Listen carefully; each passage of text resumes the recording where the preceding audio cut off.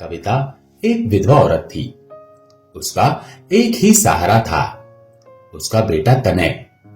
कविता तनय को बड़ा आदमी बनाना चाहती थी, इसीलिए वो लोगों के घरों में काम करती थी, जिससे वो अपने बेटे को पढ़ा सके। एक दिन तनय घर आया और मां से बोला, मां, तुम कब तक लोगों के घरों में काम करती रहोगी? मुझे अच्छा नहीं लगता। मैं पढ़ाई छोड़कर कुछ काम ढूंढ लेता हूं। कविता ने उसे समझाते हुए कहा, नहीं बेटा, मैं कितना भी कष्ट उठा लूं, पर तू अपनी पढ़ाई पर ध्यान दे।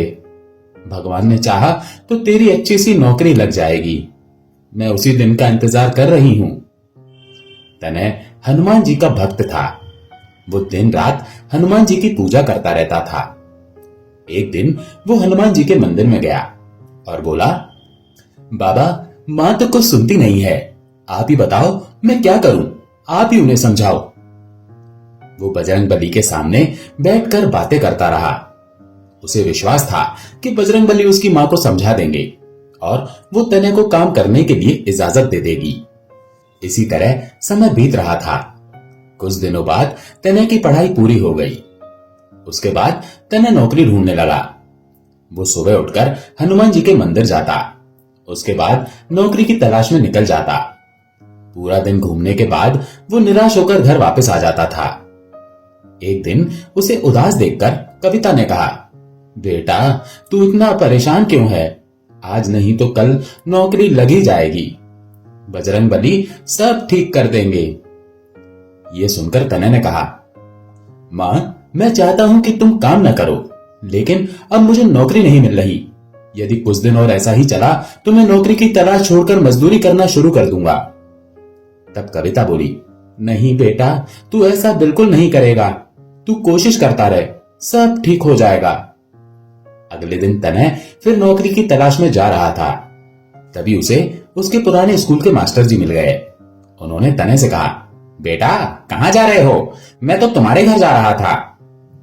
ये सुनकर तनय ने कहा, नमस्ते मास्टर जी, मैं तो नौकरी की तलाश में जा रहा था। आप बताइए क्या काम था?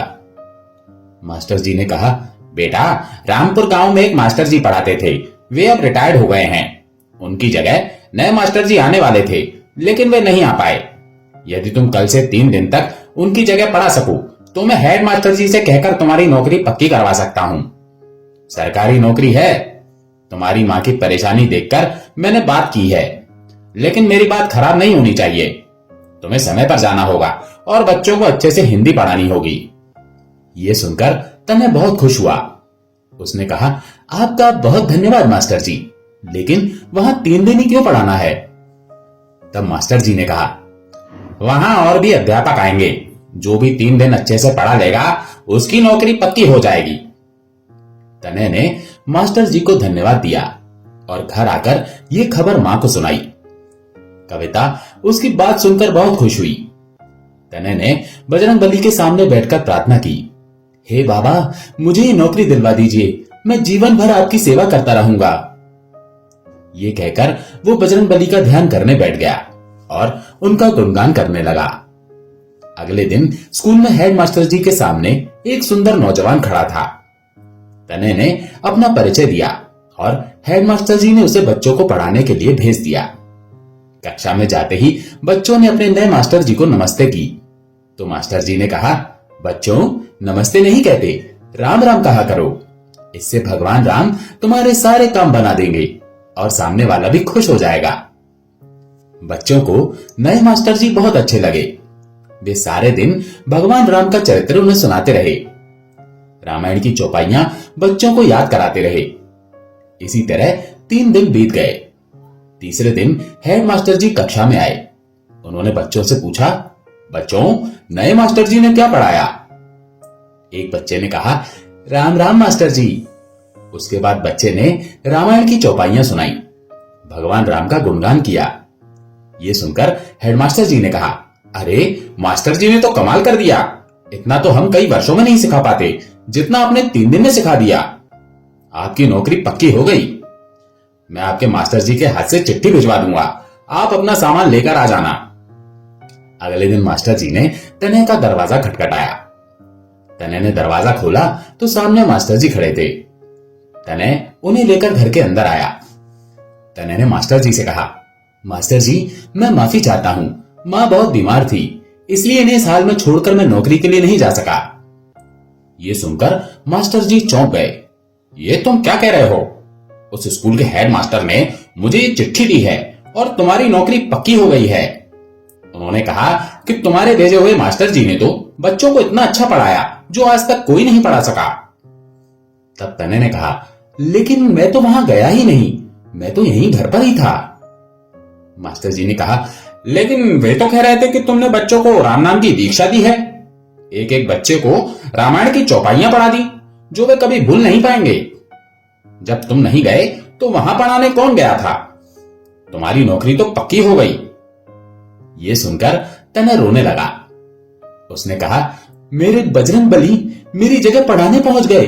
ये काम केवल वही कर सकते हैं, राम नाम की दीक्षा वही दे सकते हैं। हनुमान जी स्वयं मेरे लिए कष्ट उठाने पहुंच गए। ये कहकर वो हनुमान जी के सामने रोने लगा। तब कविता ने कहा, बेटा, हनुमान जी ने तेरी सारी परेशानी समाप्त कर दी। मास्टर जी भी उसकी बात सुनकर दंग रह गए। उन्होंने कहा, बेटा, तुझ पर बजरंगबली की बहुत कृपा है। वे तेरी परेशानी देखकर दौड़े दौड़े चले आए। अब तू उनका नाम ले और कल से नौकरी शुरू कर। अगले दिन तनय सुबह मंदिर गया और हनुमान जी के सामने बैठकर ध्यान करने लगा। उसके बाद वो विद्यालय गया और वहां अच्छे से बच्चों को पढ़ाने लगा। तनय और कविता बहुत खुशी से रहने लगे। तनय विद्यालय से आने के बाद सारा समय बजरंगबली का गुणगान करता रहता। इसी क्रम में अगली कहानी है गंगापुर गांव के रोहन की। गंगापुर काफी बड़ा गांव था। इसी गांव में रोहन नाम का एक युवक अपने परिवार के साथ रहा करता था। रोहन के पिताजी का तो कई साल पहले देहांत हो चुका था। अब रोहन अपनी पत्नी सुगंधा और बहन ज्योति और विधवा मां के साथ रहा करता था। रोहन एक अच्छा डॉक्टर था। उसने गांव के चौराहे पर अपना छोटा सा क्लिनिक खोल रखा था। रोहन के पिताजी जब जिंदा थे तब वो मेडिकल स्टोर चलाया करते थे, लेकिन अब उनकी मृत्यु के बाद उनका स्टोर भी रोहन ने अपने क्लिनिक के साथ ही मिला लिया था। रोहन अकेला ही क्लिनिक पर मरीजों को भी देखता और स्टोर पर आने वाले ग्राहकों को दवाइयां भी बेचता था। जब से रोहन के पिताजी की मृत्यु हुई थी तब से रोहन नास्तिक हो गया था। भगवान से रोहन का विश्वास ही उठ गया था। नहीं तो उससे पहले रोहन और उसके पिताजी हनुमान जी की आराधना किया करते थे। रोहन के पिताजी ने तो एक छोटी सी सुंदर सी हनुमान जी की प्रतिमा अपने मेडिकल स्टोर में स्थापित की हुई थी, जो कि अभी तक स्टोर में ही स्थापित थी। लेकिन अब रोहन ने उस प्रतिमा पर एक पर्दा डाल दिया था। एक दिन की बात है, रोहन के क्लिनिक में एक गरीब आदमी इलाज कराने आया और इलाज कराने के बाद कहने लगा, डॉक्टर साहब, मेरे पास आज आपकी फीस देने के लिए पैसे नहीं है। क्या आप अपनी फीस उधार कर लेंगे? मैं कल दे जाऊंगा। रोहन बोला, कोई बात नहीं भाई, जब तुम्हारे पास पैसे हो तब दे जाना। भगवान आपको खूब तरक्की दे, आप खूब पैसे कमाएं। मरीज की यह बात सुनकर रोहन का मूड खराब हो गया। उसने कहा, ये क्या बात बोल दी तुमने? पत्थर के बेजान भगवान भला मुझे कैसे तरक्की दे सकते हैं? अपने ऊपर बैठी हुई मक्खी तक तो तुम्हारे कथित भगवान उड़ा नहीं सकते। देखो भाई, मैं भगवान नहीं, कर्म में विश्वास करता हूं, कर्म में। रोहन भगवान का नाम सुनकर ही चिढ़ गया। ऐसे ही एक दिन की बात है, रोहन क्लिनिक जाने के लिए तैयार हो रहा था और उसकी बीवी सुगंधा कृष्ण जी की पूजा कर रही थी। तभी रोहन सुगंधा को आवाज देता है, सुगंधा, मेरा नाश्ता तैयार है क्या? मुझे जल्दी से नाश्ता दो, मैं क्लिनिक के लिए लेट हो रहा हूं। तभी रोहन की बहन ज्योति नाश्ता लाकर टेबल पर रख देती है और कहती है, भैया, भाभी अभी पूजा कर रही हैं, आपको कुछ और चाहिए तो मुझे बता दीजिए, मैं ला दूंगी। तभी वहां पर सुगंधा भी आ गई। रोहन कहने लगा, क्या सुगंधा, तुम्हारे पास अपने पति के लिए नाश्ता बनाने का समय नहीं है, लेकिन पूजा पाठ करने के लिए खूब समय है। अरे आखिर क्या मिलता है तुम्हें इन भगवानों की पूजा करके? सुगंधा बोली, अरे ये कैसी बातें कर रहे हो आप? ठीक है, आपकी आस्था किसी भगवान में नहीं है, लेकिन इसका ये मतलब तो नहीं है ना कि आप भगवान के बारे में कुछ भी बोलेंगे। ज्योति भी कहने लगती है, भैया, भाभी सही बोल रही हैं, आपको ऐसे नहीं बोलना चाहिए। अगर भगवान आपसे नाराज हो गए तो फिर क्या होगा? रोहन कुछ खींचता हुआ बोला, तुम्हारे भगवान मुझसे नाराज होते हैं तो हो जाएं, उससे मुझे कोई फर्क नहीं पड़ता। तुम्हारे भगवान जी ना किसी का फायदा कर सकते हैं ना नुकसान कर सकते हैं। ये सब अंधविश्वास की बातें हैं। सुगंधा फिर कहती है, सुनिए, भगवान के अस्तित्व को नकारने से भगवान का अस्तित्व समाप्त नहीं हो जाता। ईश्वर सर्वशक्तिमान है, उसने ही इस संसार को बनाया है।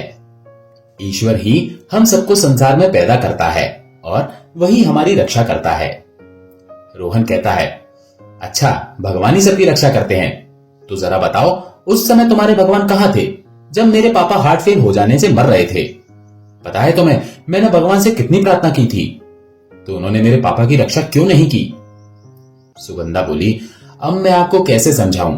भाग्य में जो लिखा होता है इंसान के साथ वही होता है। विधि के विधान को भगवान बदलते नहीं है। भगवान के नाम से ही रोहन को चिढ़ हो जाती थी। वो किसी के भी समझाने से समझने को तैयार नहीं होता था। इसलिए रोहन अपनी पत्नी से भी चिढ़ गया और बिना नाश्ता किए ही घर से चला गया। ऐसे ही एक दिन की बात है। रोहन अपने घर से अपने क्लिनिक की तरफ जा रहा था कि तभी उसे रास्ते में एक महिला मिली और कहने लगी, सुनो भैया जी, क्या तुम मुझे बताओगे पुजारी रामनाथ जी का घर कहां पर है? रोहन उसे पता समझाने लगता है, देखिए, आप यहां से सीधी चले जाइए, आगे जाकर एक सरकारी नल आपको मिलेगा, उस नल के बराबर वाली गली में ही पुजारी जी का घर है।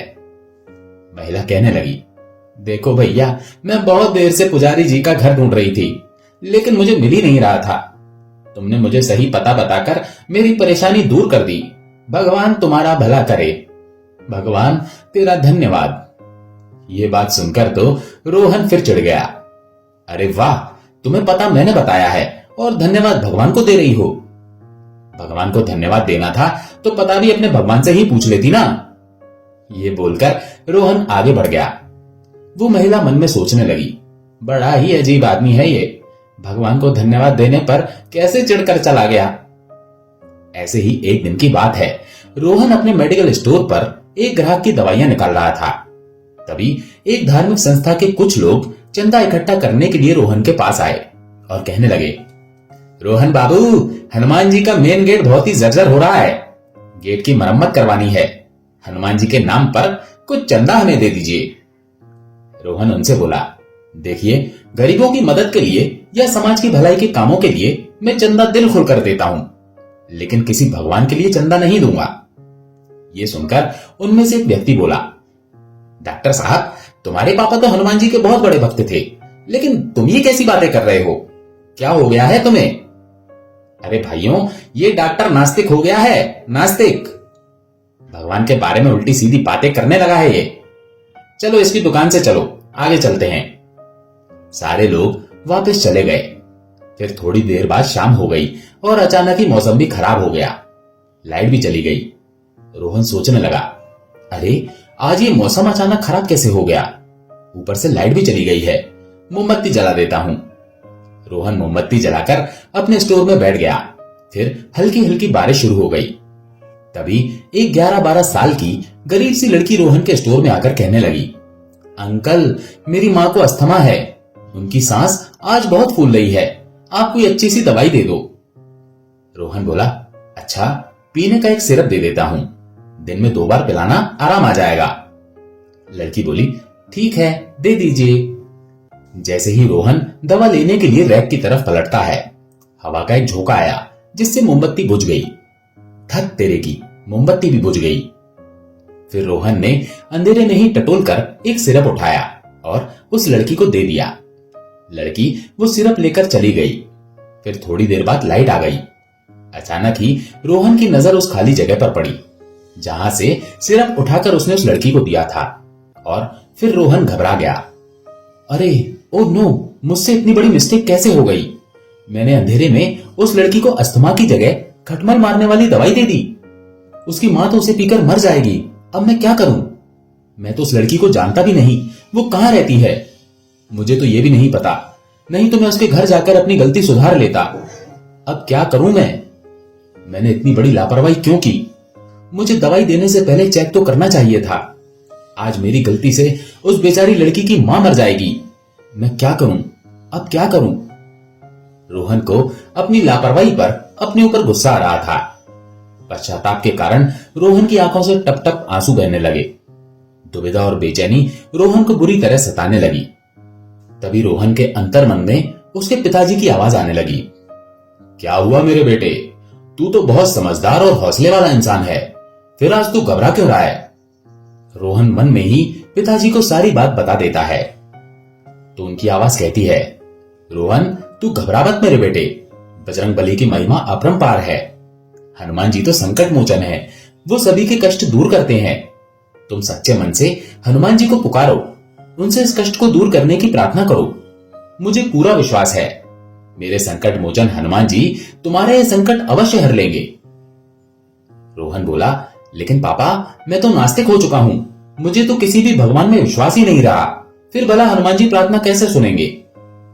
बेटा, हनुमान जी या कोई भी भगवान अपने भक्तों से कभी नाराज नहीं होते। तुम एक बार सच्ची श्रद्धा से बजरंगबली से प्रार्थना तो करो, वो तुम्हारी गलती को माफ कर देंगे और तुम्हारा संकट भी दूर कर देंगे। ये कहकर उसके पिताजी की आवाज शांत हो गई। रोहन को ऐसा लगा जैसे ये उसके पिताजी की आत्मा की आवाज थी। रोहन दुकान में रखी हुई हनुमान जी की मूर्ति के ऊपर पड़ा हुआ पर्दा हटा देता है और हाथ जोड़कर हनुमान जी से प्रार्थना करता है। हे संकट मोचन हनुमान, हे बजरंगबली, आप मुझ पापी को क्षमा कर दीजिए। आप कोई ऐसा चमत्कार दिखा दीजिए भगवान, जो उस बेचारी लड़की की मां की जान बच जाए, नहीं तो मैं भी वही दवाई पीकर अपनी जान दे दूंगा। रोहन हनुमान जी से दया की प्रार्थना करते हुए गिड़गिड़ाने लगा। तभी वही लड़की दुकान पर आई और कहने लगी, अंकल, जब मैं दवाई लेकर अपने घर की तरफ जा रही थी तो पता नहीं कहां से एक बंदर आया और मेरे हाथ से दवा की शीशी छीनकर भाग गया। क्या आप मुझे दवा की दूसरी शीशी दे दोगे? लेकिन मेरे पास और पैसे नहीं हैं। हनुमान जी का ये चमत्कार देखकर रोहन तुरंत हनुमान जी का धन्यवाद देने लगा। सचमुच आपकी महिमा अपरंपार है प्रभु, आपने मुझे बहुत बड़े संकट से बचा लिया। आपकी जय हो बजरंगबली, जय हो। और फिर रोहन दवाई की सही वाली शीशी लड़की को दे देता है। ये लो बेटी अपनी दवाई, मैं तुमसे इसके पैसे भी नहीं लूंगा, तुम इसे ले जाकर अपनी मां को पिला दो, वो जल्दी ठीक हो जाएगी। हनुमान जी के इस चमत्कार ने रोहन की मनोदशा ही बदल दी और अब रोहन नास्तिक नहीं रहा, वो हनुमान जी का परम भक्त बन चुका था और हनुमान जी के प्रति रोहन के मन में गहरी आस्था पैदा हो गई। तो दोस्तों, आशा है ये कहानी आपको पसंद आई होगी। अगर पसंद आई हो तो कमेंट में जय श्री राम जरूर लिखें। चैनल पर अगर नए हैं तो चैनल को सब्सक्राइब जरूर करें। जय श्री राम।